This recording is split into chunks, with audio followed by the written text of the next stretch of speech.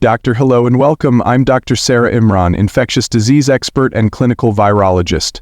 Today we're discussing a critical development in the COVID-19 pandemic, the NB1.81 variant. If you're hearing this name for the first time, you're not alone, but it's something we all need to pay attention to.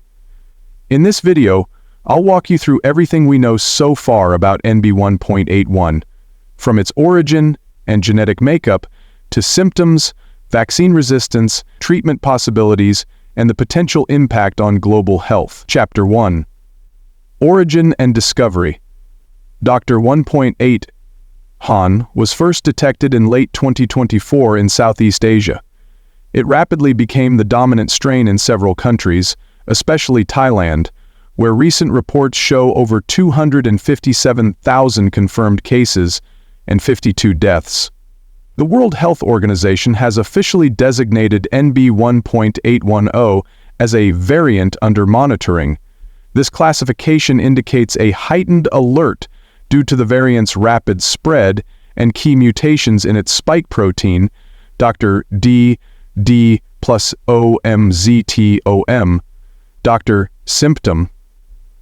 The most concerning feature of NB1.810 is its increased transmissibility. Compared to earlier Omicron subvariants, this strain appears to have a higher RN0 value. That is, the number of people one infected individual is likely to spread the virus to. Symptoms. Most cases present with symptoms similar to previous variants: sore throat, nasal congestion, dry cough, fatigue, mild fever, loss of taste and smell in fewer cases. So far, NB1.8 does not appear to cause more severe illness than previous Omicron subvariants, but its higher rate of spread makes it a concern. Genetic mutations in spike protein, including changes to the receptor binding domain, RBD. These mutations enhance binding affinity to human ACE2 receptors, may allow for some degree of immune escape. While laboratory studies are ongoing, early results suggest that the variant's immune evasion is moderate. It can infect vaccinated individuals, though vaccines still reduce the risk of severe illness. Let's look at the numbers. Thailand has become a key hotspot with over 257,000 reported cases in a short span. The majority of cases are mild, but hospitals in urban areas report growing admissions. Elsewhere in Asia and in parts of Europe, low but rising case numbers have triggered renewed surveillance efforts. Wastewater tracking, genomic sequencing, and airport screening have all been ramped up. Dr. 5. Vaccine efficiency and boosters. Doctor. What about vaccines? And boosters. DSS. What about vaccines? DSS. What about vaccines and efficacy? Professor Valentinda. Preliminary data indicates that mRNA vaccines like Pfizer-BioNTech and Moderna still offer strong protection against severe disease caused by NB1.81. However, breakthrough infections where a vaccinated person gets infected are more likely with this variant due to spike protein changes. New booster shots tailored to Omicron and its subvariants, including NB1.81, are in development and may become widely available later this year.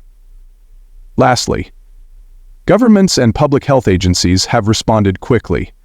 Dr. WHO and CDC have both issued variant tracking updates. Travel advisories are being updated for countries with high infection rates. Thailand has implemented mask mandates in crowded indoor spaces. Vaccine and testing campaigns are being expanded. The emphasis now is on containment through vaccination, education, and early diagnosis. Dr. Joel, you may be wondering, what can I do to protect myself? Here's a checklist. Stay up to date with COVID-19 vaccinations and boosters. Wear a mask in crowded or indoor public spaces. Practice good hand hygiene. Avoid close contact with sick individuals. Improve ventilation indoors.